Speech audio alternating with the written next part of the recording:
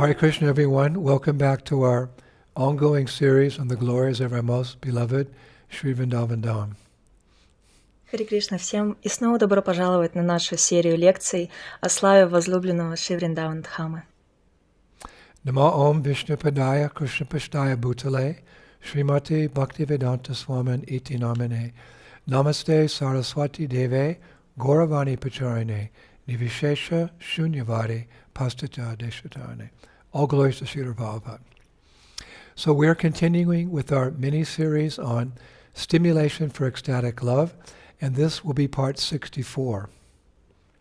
Итак, мы продолжаем наши мини-лекции «Стимул для экстатической любви», и это будет часть 64. I was really looking forward to this lecture. На самом деле я с нетерпением ждал этого. For in this lecture, I would like to discuss how transcendental devotional poetry serves to awaken our love for Radha and Krishna and everything connected to them. В этой лекции я хотел бы обсудить, как трансцендентная духовная поэзия служит пробуждению нашей любви к Радхе и Кришне и всему, что с ними связано. To begin, to set the groundwork, so to speak, let us give the Webster's Dictionary, it's a popular dictionary in the West, its definition of worldly poetry. Для начала, чтобы, скажем так, заложить основу, давайте дадим определение мирской поэзии из известного на Западе словаря Вебстера. And I quote, writing that formulates a concentrated, imaginative awareness of experience in language chosen and arranged to create a specific emotional response through meaning, sound, and rhythm is called poetry. Творчество, которое формулирует концентрированное образное осознание опыта через речь, выбранную и организованную так, чтобы вызвать определенный эмоциональный отклик посредством смысла, звука и ритма. But unlike worldly poetry, which deals with the affairs of this temporary world, Krishna conscious poetry is known as Uttama Kavya, which literally means first-class poetry, because it deals with Krishna's fame, form, and pastimes. Но в отличие от мирской поэзии, которая касается дела этого временного мира, поэзия сознания Кришны известна как Уттамакавья, что буквально означает первоклассная поэзия, потому что вся речь в ней идет о славе, форме и играх Кришны. It also creates a specific emotional response through meaning, sound, and rhythm, as the Webster's Dictionary describes, but in a purely spiritual, devotional way. Это также вызывает определенный эмоциональный отклик посредством смысла, звука и ритма, как это описано в словаре Вебстера, но чисто духовным образом и в преданности. Therefore, such poetry is also referred to as Bhakti Vardhani Mahishi. It means the queen of increasing unalloyed devotion. Поэтому такая поэзия также называется Бхакти Вардани Махиши, что означает царица увеличения беспримесной преданности. A Vrindavan scholar named Madhavadas of the late 17th century, he wrote, such poetry repairs the broken hearts of devotees. It quenches the thirst of separation from great souls. It makes everyone laugh. It makes everyone cry. It heals the wounds of Maya's victims and increases love for Krishna. It is capable of doing all this and more. Знаток из Вриндавана по имени Мадхавадас конца XVII века писал: «Такая поэзия восстанавливает разбитые сердца преданных. Она утоляет жажду разлуки с великими душами. Она заставляет всех смеяться. Она заставляет всех плакать. Она залечивает раны жертв Майи и увеличивает любовь к Кришне. Она способна сделать все это и даже больше».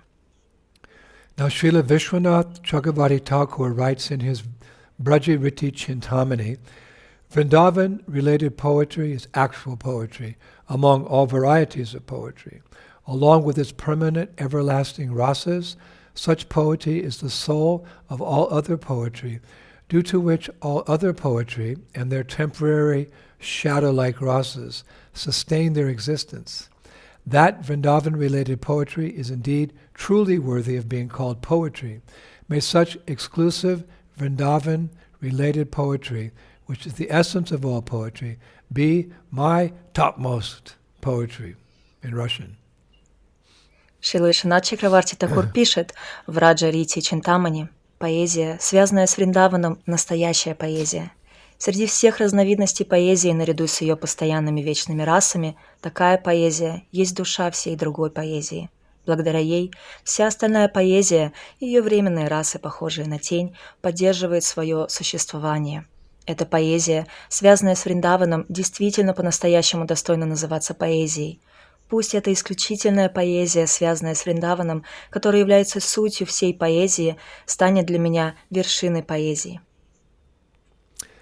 Srila Rupa Goswami states that any writings, be they poetry or prose, specifically about Radha and Krishna, are like sikarini.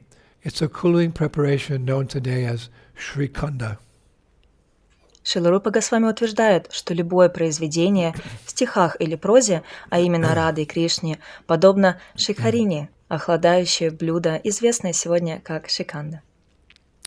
In that regard, he composed a verse in the introduction to his Vigdagda Madhava Natakam. И в этой связи он написал стих в его введении к Видагха Мадхава Натакам. Very beautiful. Очень красивый. The Sikarini drink of Sri Hari's pastimes is capable of defeating the joyous sweetness of the moon's nectar. It is also fragrant due to the cooling camphor of Sri Radha's love. May this Srikarini drink drive away all of your thirst caused by walking on the difficult, troublesome pathways of the material world. Напиток игр Шри Хари, Шикхарине, способен превзойти радостную сладость лунного нектара. Он также ароматен из-за охлаждающей камфоры любви Шри Радхи. Пусть этот напиток Шикхарине уберет всю вашу жажду, вызванную ходьбой по трудным, проблемным тропам материального мира. The Agni Purana, 336, verse number 3, reaffirms that Krishna conscious poetry is topmost because it awakens bhakti or divine love within the heart. Агни Пурана 336, стих 3 подтверждает, что такая поэзия в сознании Кришны является наивысшей, ибо пробуждает бхакти, божественную любовь в сердце. Naratvam durlabham loke vidya tatra sudurlabha kavitvam durlabham tatra shakti satata sudurlabha. In this material world, a human birth is very rare, and amongst humans, wisdom is rare. Amongst the scholars of wisdom, poetry is even more rare, but amongst the poets, the poetry which melts the heart with its rasa is the rarest. В этом материальном мире человеческое рождение очень редкое явление, а среди людей мудрость встречается еще реже. Среди знатоков мудрости поэзия еще более редка, но среди поэтов поэзия, которая растапливает сердце своей расой, самая редкая. Gorkashore Das Babaji was once asked how to achieve love of God. Однажды Гауркишор Дас Бабаджи спросили, как обрести любовь к Богу. He replied, "It only cost 5 annas." Он ответил, она стоит всего 5 ан. His audience couldn't understand what he meant, so he elaborated. Go to the market and purchase Narottam Das Thakur's Prarthana and Prem Bhakti Chandrika for 5 annas. If you read and meditate on those poetic books daily, you will develop your love for Krishna. For 5 Его annas. собеседник не мог понять, что он имел в виду, поэтому тот пояснил, пойди на рынок и купи труды Нароттам Дас Такура, Прартхану и Према Бхакти Чандрику за 5 ан. Если ты будешь читать и медитировать на эти книги поэзии ежедневно, ты разовьешь любовь к Кришне.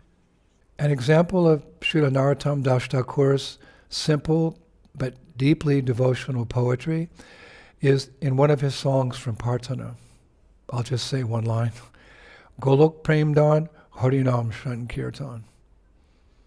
The treasure of divine love in Goloka Vrindavan has descended as the congregational chanting of Lord Hari's holy names. Poetry in its perfection. Пример простой, но полной преданности бенгальской поэзии Шрила Нароттама Даса Такура, его песни из Прадханы. Сокровище Божественной любви с Галока Вриндаваны снизошло как совместное воспевание святых имен Господа Хари.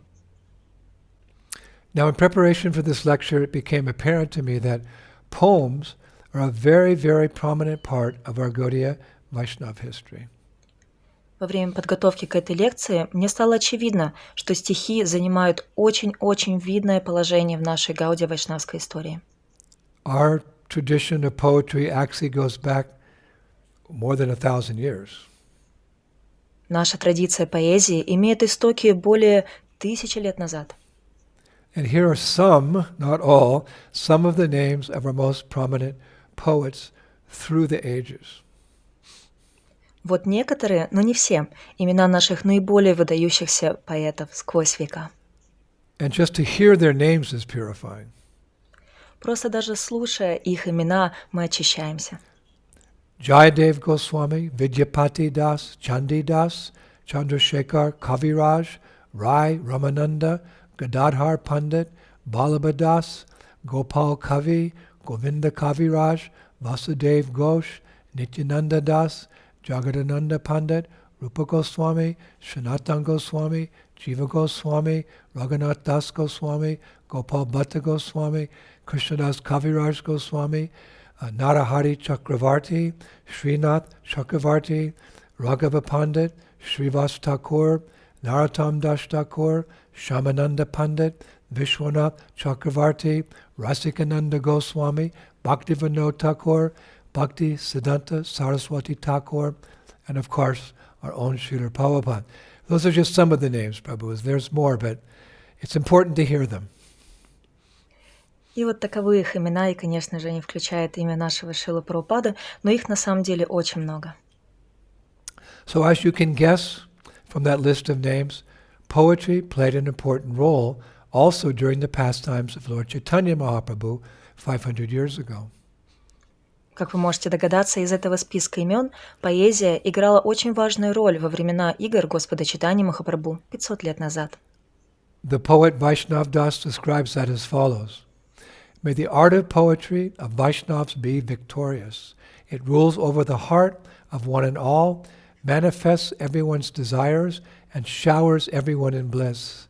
May the darling son of Mother Sachi, Shri Gora Natavara, be victorious. He places his left arm on the shoulder of Rai Ramananda, the right arm on the shoulder of Swarup Damodar, and listens to the splendid and deeply meaningful pastimes of Vidyapati, Chandidas, and Jayadev Goswami. Поэт Вайшнава Дас описывает это следующим образом. Пусть искусство поэзии вайшнавов будет победоносным. Оно правит сердцами всех и каждого, проявляет желание каждого и осыпает всех блаженством. Пусть дорогой сын матери Шачи, Шигаура Натавара, будет победоносным. Он кладет свою левую руку на плечо Рая Рамананды, его правую руку на плечо Сварупа Дамодары и слушает великолепные и глубоко содержательные стихи Видьяпати, Чандидаса и Джаядева Гасая. Vaishnav Das concludes, he says, when will that day come when I will compose uncountable poems to satisfy the hearts of devotees and become known as Shri Gora Sharan, a soul who took shelter under Gaur Hari's lotus feet. В заключение Вайшнав Дас говорит, когда же наступит тот день, когда я сочиню бесчисленные стихи, чтобы удовлетворить сердца преданных и стану известным, как Шри Гаура Шаран, душа, которая нашла прибежище у лотосных стоп Гаура Хари. Now in Vrindavan, scholars say that there are 3 different categories of exalted Krishna-conscious poets. Так, в Вриндаване знатоки говорят, что есть 3 различные категории возвышенных в сознании Кришны поэтов. The Lila Smriti poets, the Anubhavi Darshan poets, and the Anugraha poets. Поэты Лила Смрити, поэты Анубхави Даршана и поэты Ануграха. The Lila Smriti poets are those who are present with Krishna and participate in his pastimes. They appear in Kali Yuga on the earth during Lord Chaitanya's pastimes to write about the essence of the Lord's pastimes. Поэты Лила Смрити — это те, кто присутствует с Кришной и участвует в его играх. Они появляются в Кали-югу на земле во время игр Господа Чайтаньи, чтобы написать о сути игр Кришны, чтобы они не написали в своих стихах это из их памяти, того, что они видели. Whatever they write, their poems come from their memory of what they've seen. Что бы они ни писали, эти стихи, они проявляются из их памяти, из того, что они видели. The second type of poets are Anubhavi Darshan. These are pure devotees who are capable of seeing the Lord's ever ongoing pastimes in his uppercut, unmanifested leelas in Sri Vrindavan Dham. Второй тип поэтов — Анубхави Даршан. Это чистые преданные, способные видеть вечно продолжающиеся игры Господа, его апракат, непроявленных лилах Шри Вриндаван Дхаме. The third type of poets, Anugraha, are poets who, by the mercy of their guru and their practices, become exalted and then write poems about pure devotion and its loving moods. Третий тип поэтов, Ануграха, это поэты, которые по милости своего гуру и их практики возвысились и, следовательно, пишут стихи о чистой преданности и любовных настроениях. But in reality, all Vaishnavas and Vaishnavis are meant to become poets. Но на самом деле все вайшнавы и вайшнави призваны стать поэтами. In a lecture on June 6, 1969, Srila Prabhupada said to the assembled devotees, "For the Vaishnava, there is one qualification: become poetic. You should all, everyone, should become poetic. But that poetry language, should be simply to glorify the Lord." В лекции 6 июня 1969 года Шрила Прабхупада сказал собравшимся преданным: «Для вайшнава есть одна квалификация – стать поэтичным. Вы все должны, каждый должен быть поэтичным. Но эта поэзия, этот поэтический язык должна просто прославлять Господа». And while recording the song Parama Karuna, which we often listen to, Srila Prabhupada said, practically all Vaishnavas, they are transcendentally poetic. This is one of the 26 qualifications of the Vaishnava. И во время записи песни «Парама Каруна», которую мы часто слышим, Шрила Прабхупада сказал: практически все вайшнавы, они трансцендентально поэтичны. Это одно из 26 качеств вайшнава. Actually, becoming true poets in Krishna consciousness will help us to win the hearts of prospective devotees. На самом деле, став истинными поэтами в сознании Кришны, это поможет нам завоевать сердца потенциальных преданных. In Chaitanya Charitamrita, Anjalila 1:195, we hear famous verse. В Читанья Чаритамрите, Анти-лила 1:195, мы слышим знаменитый стих. Kim kavyena gavesh tasya, kim kandena danush mata, parashra hridaye lagnam nagur nayati yachchira. I love this verse. What is the use of a bowman's arrow or a poet's poetry if they penetrate the heart but do not cause the head to spin? Какой толк в стрелах лучника и в стихах поэта, если они пронзают сердце, но не заставляют голову кружиться? I love that. The origin of that verse actually is in Nala Champu 1:5 by a devotee called Trivikrama Bhatta. Мне очень нравится этот стих, и он имеет свое происхождение в Нала Чампу 1.5 Тривикрама Бхатты. Now, Trivikrama Bhatta is a poet from the distant past. И Тривикрама Бхатта, он является поэтом далекого прошлого. And I was reading in preparation for this lecture that different poets in the past have highlighted different aspects of poetry, Krishna conscious poetry. Я читала, готовясь к этой лекции, что разные поэты в прошлом выделяли различные аспекты поэзии в сознании Кришны.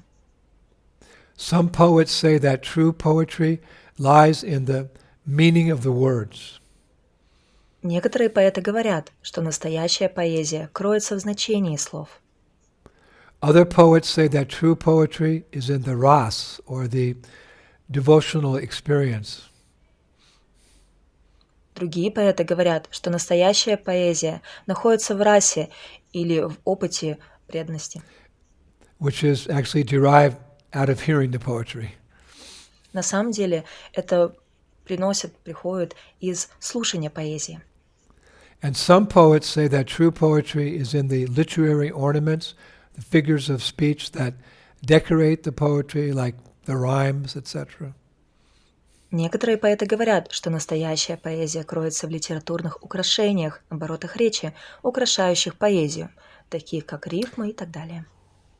And other poets say that true poetry is in the various qualities or gunas of the poetry. For example, some poetry creates emotion with very soft syllables. Other poetries bring forth emotion by very strong or harsh syllables. Другие же поэты говорят, что настоящая поэзия кроется в различных качествах, гунах поэзии. Например, некоторые стихи созданы с использованием мягких слогов, а другие используют твердые слоги и так далее.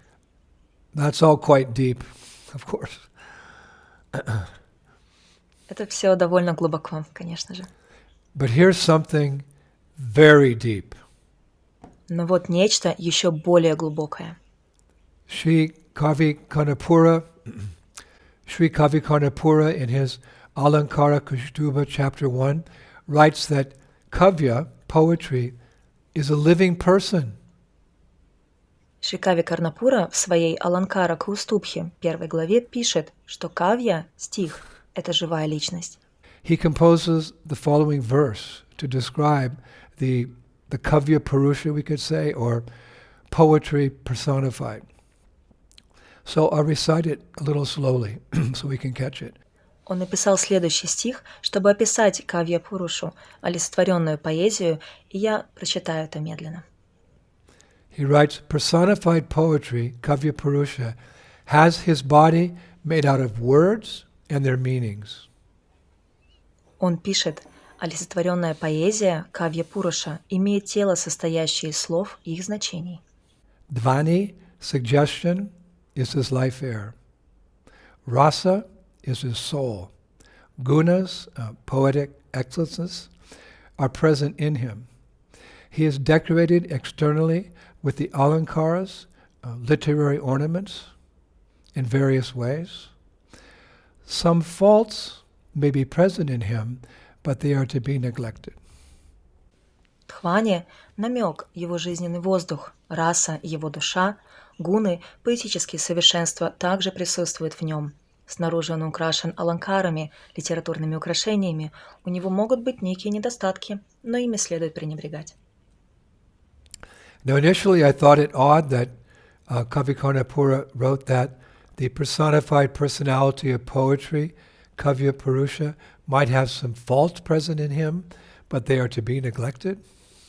Теперь, на самом деле, изначально мне показалось странным, что Кави Карнапура написал, что олицетворенная поэзия, Кавья Пуруша, может иметь некие недостатки, присутствующие в нем, но ими следует пренебрегать. But then I remembered the Srimad Bhagavatam verse 1.5.11 and Srila Prabhupada's purport therein, which clarified this matter for me. Но затем я вспомнил стих из Шримад Бхагаватам 1.5.11 и комментарий Шрилы Прабхупады к нему, в котором он разъясняет этот момент для меня. The verse is, on the other hand, that literature which is full of descriptions of the transcendental glories of the name, fame, forms, pastimes, etc., of the unlimited Supreme Lord, is a different creation, full of transcendental words directed toward bringing about a revolution in the impious lives of this world's misdirected civilization. Such transcendental literatures, even though imperfectly composed, are heard, sung, and accepted by purified men who are thoroughly honest. Текст. Но сочинение, состоящее из описания трансцендентного величия имени, славы, форм, игр, безграничного Верховного Господа, резко отличается от них. Оно составлено из трансцендентных слов, назначение которых — совершить переворот в неправедной жизни, сбившейся с пути цивилизации. Такие трансцендентные произведения, даже если они несовершенны по форме, слушают, поют и принимают чистые люди, которые безукоризненно чисты. Now, in Prabhupada's purport, it becomes even clearer. И теперь в комментарии Шрилы Прабхупады это становится все ясно. He writes, our presenting this matter, Krishna consciousness, in adequate language, especially a foreign language, will certainly fail, and there will be so many literary discrepancies, despite our honest attempt to present it in the proper way. But we are sure that with all our faults in this connection, the seriousness of the subject matter will be taken into consideration, and the leaders of society will still accept this, due to its being an honest attempt to glorify the Almighty God. В комментарии он пишет: «Разумеется, нам не удастся передать его содержание адекватным языком, тем более, что этот язык не родной для нас, и, безусловно, наш перевод будет иметь много литературных погрешностей, несмотря на наши искренние старания представить его должным образом. Но мы уверены, что эти недостатки не помешают людям оценить серьезность его содержания, и лидеры общества все же примут его, увидев в нем честную попытку прославить всемогущего Бога». Now, there is one poet whom we haven't mentioned. Actually, I was saving his name and his leelas, and that is Bivamangal Thakur. На самом деле есть один поэт, имя которого мы не упоминали, ведь я хотел сохранить его на попозже, его имя, его лилы, и это Бивамангал Такур. Bivamangal Thakur's incomparable poetry, including his magnum opus Krishna Karnamrita, has won him the name Lila Sukha. Несравненная поэзия Биламангала Такура, включая его выдающееся произведение Кришна Карнамрита, завоевала ему его имя Лила Сука. Bivamangal depicted love and separation in such verses as, O my Lord, O friend of the helpless, you are the only ocean of mercy. Because I have not met you, my inauspicious days and nights have become unbearable. I do not know how I shall pass the time. Биламангала изображал любовь возлюбленных в разлуке в таких стихах. «О мой Господь, о друг беспомощных, Ты единственный океан милосердия. Поскольку я не встретил Тебя, мои неблагоприятные дни и ночи стали невыносимыми. Я не знаю, как мне провести время». Now Krishna eventually rewarded Bivamangal Thakur's loving devotion by granting him direct vision of himself, which assured Bivamangal entrance into the spiritual world at death. В конце концов, Кришна наградил Биламангала Такура за его любовную преданность, предоставив ему прямое видение себя, что гарантировало для Биламангалы вход в духовный мир после смерти. Now, it's very interesting that Krishnadas Kaviraj Goswami's commentary on the final verses of Krishna Karnamrita take the form of a dialogue between Bivamangal Thakur and Krishna, who has just revealed himself along with Srimati Radharani to Bivamangal Thakur. Далее очень интересно, что комментарий Кришнадас Кавираджи Госвами по заключительным стихам Кришна Карнамриты принимает форму диалога между Биламангалой и Кришной, который только что непосредственно открыл себя вместе со Шримати Радharani Биламангалу Такуру.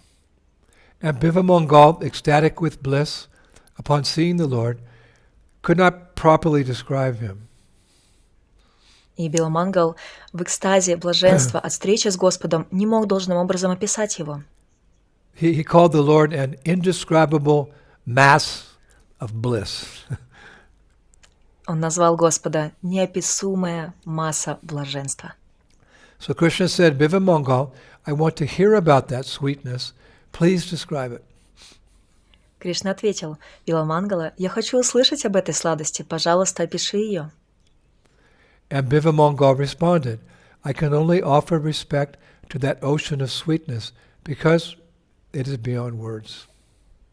Биламангала ответил: я могу только выразить почтение этому океану сладости, потому что он за пределами слов. And Krishna continued to tease him. И Кришна продолжал дразнить его. He said, if words cannot describe it, Bivamangal, use your mind to envision it. Он сказал: если слова не могут описать это, Биламангала, используй свой ум, чтобы представить это. Again, Bivamangal excused himself. He said, "Your sweetness is beyond thought as much as it is beyond words." И снова Биламангала извинился и сказал: «Твоя сладость за пределами мысли, как и за пределами слов». And Krishna replied, "If something cannot be expressed by words or thought, how can it be perceived?" Кришна ответил: «Если что-то нельзя выразить словами или мыслью, как это можно воспринять?» And Bivamangal Thakur said, "Your sweetness reveals itself to those whose hearts are overcome with the mood of loving you, which arises from having envisioned you, which in turn causes a longing to see you directly." Биламангал Такур сказал: «Твоя сладость проявляется тем, чьи сердца переполнены настроениями любви к тебе, которые возникают от того, что они представили тебя, что в свою очередь вызывает стремление увидеть тебя непосредственно». So Krishna changed the subject and said, Тогда Кришна сменил тему и сказал: "Bivamangal, by calling me a mass of bliss, are you saying I am the impersonal Brahman?" «Биламангал, назвав меня массой блаженства, ты говоришь, что я безличный браман?» And Bivamangal Thakur, Leela Sukha, smiled and he said, "No, you are the brilliant sapphire ornament of Gokula, whom I adore." И Биламангал Такур, или Лила Сука, улыбнулся и сказал: «Нет, ты блестящее сапфировое украшение Гокулы, которому я преклоняюсь». So pleased with this devotee, Krishna said, "This book of yours, Bivamangal, Krishna Karnamrita, is such nectar for my ears that I stand before you to offer you a boon. Make a request. What else do you desire besides seeing me and my beloved?" И, довольный своим преданным, Кришна сказал: «Биламангал Такур, это твоя книга, Кришна Канамрита. Это такой нектар для моих ушей, что я стою перед тобой, чтобы предложить тебе благословение. Обратись с просьбой. Чего еще ты желаешь, кроме того, чтобы лицезреть меня и мою возлюбленную?»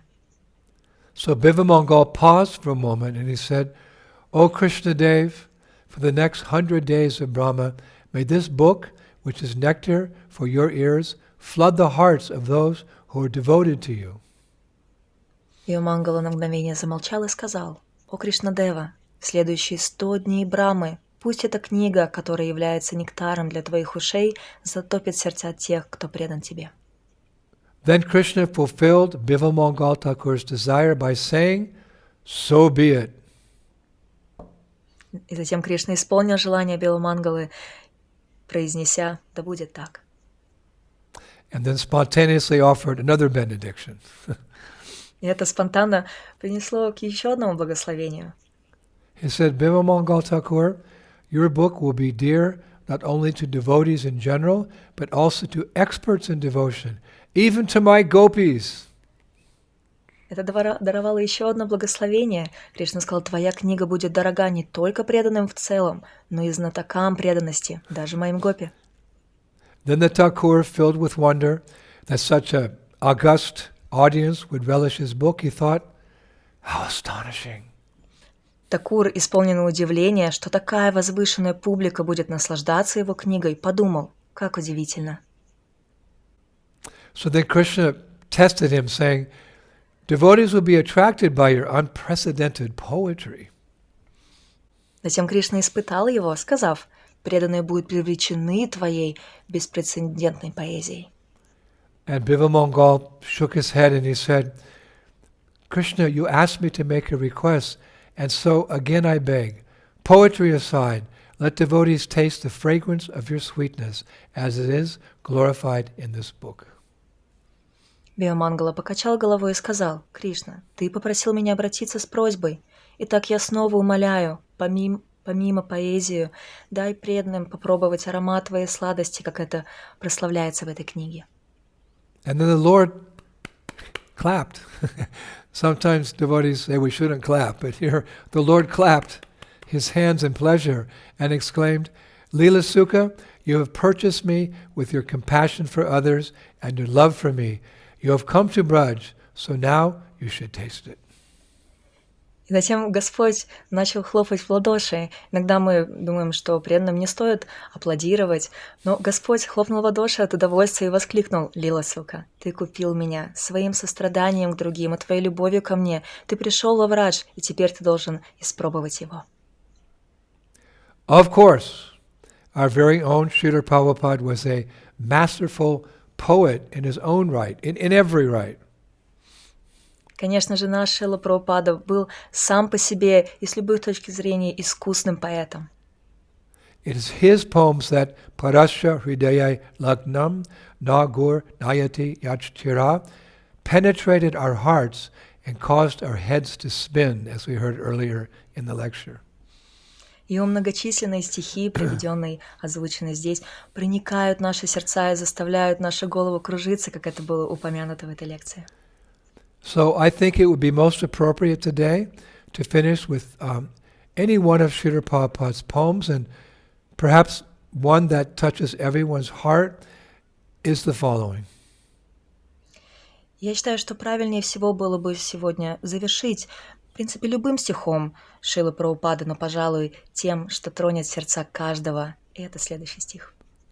It's a Vyas Puja offering in the form of a poem that he wrote to Srila Bhakti Siddhanta Saraswati. Это его подношение в форме стиха на Висапуджу, который он написал Шриле Бхактисиданта Сарасвати Такуру. And Srila Bhakti Siddhanta Saraswati was so touched by the poem that he had it printed in the Gaudiya Math magazine called The Harmonist.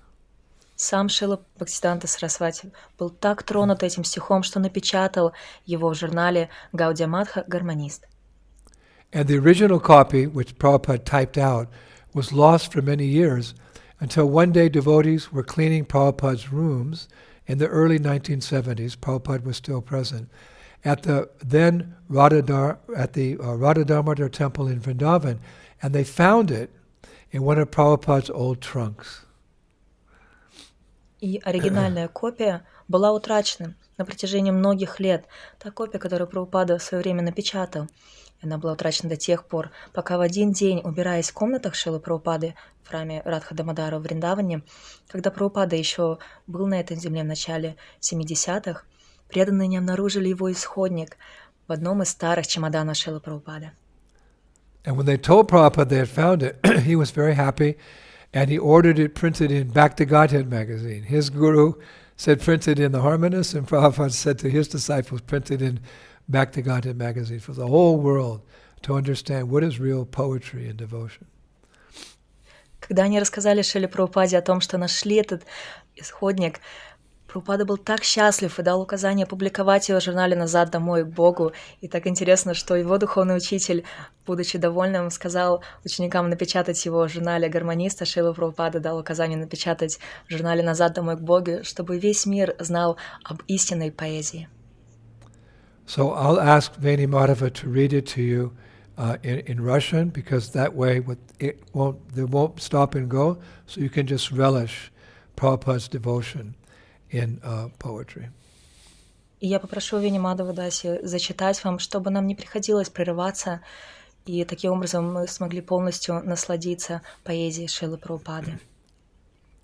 Все восхваляйте счастливый день, который благословение небес, и сладостнее мая, день, когда в Пуре, святом месте, явился мой Господин и Учитель, Его божественная милость. О мой Учитель, благовенствующий ангел, даруйте нам ваш свет, зажгите свою свечу для человечества, которое борется за существование. Есть только одна надежда — ваша божественная милость. Заблудшие, все мы сбились с пути и горячо молим Бога, спаси нас, о Господь. Чудесным образом вы наставили нас на истинный путь. Я припадаю к вашим стопам, ваша божественная милость. Забывшие Кришну, мы, падшие души, платим иллюзии тяжелейшую дань. Тьма вокруг, и не видно низги. Вы единственная надежда, ваша божественная милость. Вы принесли весть о служении, жизнь, свободную от греха, который учил читания. Неведомая людям прежде, она исполнена свежести, вот ваш дар, ваша божественная милость. Вы доказали, что Абсолют мыслит и чувствует. Вы отвели беду имперсонализма. Это дает нам жизнь, новую и яркую. Я склоняюсь к вашим стопам, ваша божественная милость. Не приди вы сильно и смело проповедующий послание Кришны, то было бы ваше право. Жезл власти у вас в руках. Спасите меня, падшего, ваша божественная милость. Пусть служение, начертанный вами, полон живительной радости, как утренняя роса. Он древнейший, но теперь в новом виде. Вы свершили чудо, ваша божественная милость. All glories to Srila Prabhupada. So we'll let that poetry ring within our ears and in our hearts. In this way we'll finish today's lecture. И таким образом мы позволим этой поэзии звучать в ваших ушах и в ваших сердцах, и этим завершим сегодняшнюю лекцию. I'm in Gujarat, in Surat, the city of Surat, and we're going to be moving to Bangalore and then Delhi with our traveling preaching program. И сейчас я нахожусь в Гуджарате, в Сурате, где мы отправляемся в Бангалор и затем в Дели, проповедуя. But I'll see you soon next Friday. Но я скоро с вами увижусь в следующую пятницу.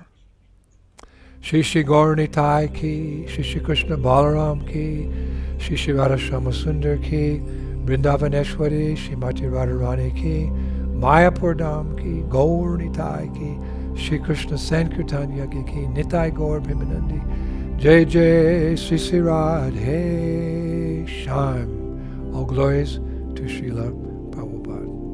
Spasibo Bhai Hare Krishna.